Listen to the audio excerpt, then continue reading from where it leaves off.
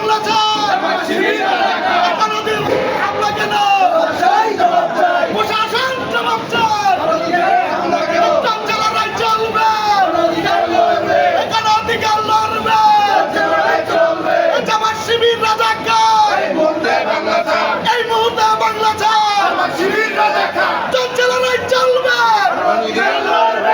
চলারাই চলবে, আমি রোজার কালেন কালেন, যত আমার তালাক তালাক, জামাত শিবির রাজাকার, এই মুহূর্তে বাংলা চাই, চলারাই চলবে, অধিকার লড়বে, এবং গাড়ি থামিয়ে লাঠি সুতা নিয়ে তার কর্মী বাহিনী নিয়ে আমাদের গণ অধিকার পরিষদের লোকদের উপর আক্রমণ করে আমরা মিডিয়ার মাধ্যমে দেখতে পেয়েছি গণ অধিকার পরিষদের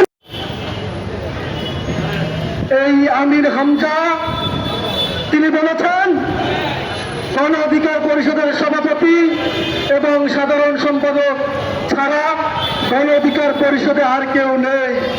কিন্তু আমরা দেখছি গতকালকে সে মামলা করতে গিয়েছে কুষ্টিয়ায়। কাদের নামে মামলা করতে গিয়েছিল? এই ভণ্ড আমির হামজা তিনি আরো বলেছেন আজকে তার মেয়ের চেইন নাকি নিয়ে গেছে। ওইখানে কি কোন মেয়ে ছিল? কাউকে তো ভিডিওতে দেখা গেছে, তাই না? কোথাও কোনো মেয়ে ছিল?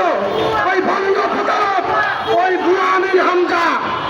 আমরা স্পষ্টভাবে বলে দিচ্ছি গণ অধিকার পরিষদ সংখ্যায় কম হতে পারে, কিন্তু তোমরা যাদের লঙ্গির নিচে ছিলে তাদেরকে আমরা এই বাংলাদেশ থেকে বিতাড়িত করেছি।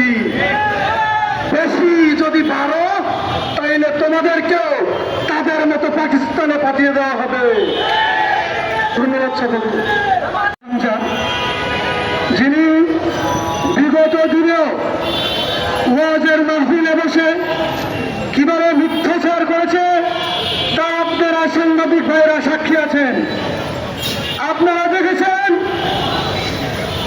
তিনি ওয়াজের মাঠে বসে কিভাবে রাশমিকা মন্দানার প্রশংসা করেছেন, আবার একই সাথে ফ্যাসিস্ট শেখ হাসিনাকে কিভাবে 16 কোটি মানুষের চুরি বানিয়েছেন। সেই আমির হামজাকে জামাত ইসলাম কুষ্টিয়া থেকে এমপি নির্বাচিত করে নিয়ে আসছেন। শুধু আমির হামজা নয়, আপনারা জেনে থাকবেন এরকম আরেকটা পাগল ঢাকায় 17 আসনে আছেন। তাকে ডাক্তার হিসাবে আমরা চিনে থাকি। মাঝে